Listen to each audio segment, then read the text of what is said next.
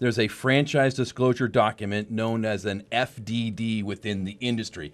Give me a little highlight on what's an FDD. How about that from the legal mindset? Oh, you want me to give you a highlight on it? Geez, that's a We got 6-hour class. We got 30 seconds. So That's a 300-page document that he wants to give you a highlight on. We got to take a look at his then. That FDD, it's the sales document. It goes into all the ins and outs of the franchise. It contains the contract. It's going to tell that candidate, how much it's going to cost for them to get open. What's the training going to look like? What are the franchisors like you going to be giving them in return for all of this investment? What they're responsible for. So it's a very comprehensive document that accompanies the training, the discovery days that they come out and learn about your business, all these other conversations they have. So Jason, let me ask you a question because I hear this a lot. Right? I sell a lot of resale franchises. So my clients say, "Why do I need an attorney when the franchisor is telling me he is not and cannot change the document?" So what can you do for me as a franchisee if the franchisor is telling me I can't change that document? Can you talk to that? Yeah, so a lot of franchisors will say that they cannot change that document. Some won't, some will. They're just trying to keep it relatively uniform. But we tell everybody you want to have an attorney review this so that not necessarily to change it, but to understand it. Like Paul said, this is a 300-page document. You've got to be able to understand the ins and outs of this relationship that you're getting into. So ours at Jantize is 100 pages.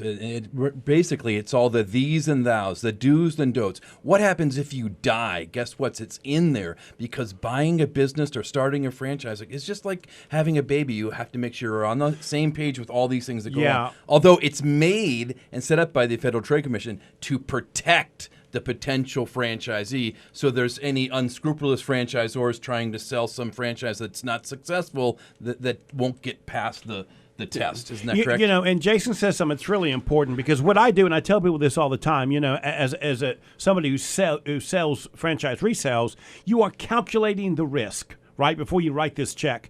How can you calculate the risk if you don't know what they are, right? So in your case, what you will do is sit down with me and say, listen, I want you to know, I'm not making a judgment on this, but I want you to know that these are 5 things that they are making sure you're going to do, and there's performances in there that you must do to this level. They need to know that on the front end, and a lot of times they don't interpret those details properly, and it does take somebody like you, Jason, saying, now let me make sure you understand this, right? That's what's happening. Am I interpreting your understanding of what it is you're doing for your clients in that regard?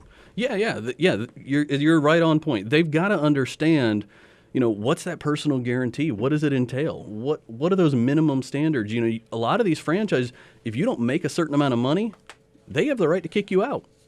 Now, what's the legal ramifications behind that? What are your rights as a franchisee?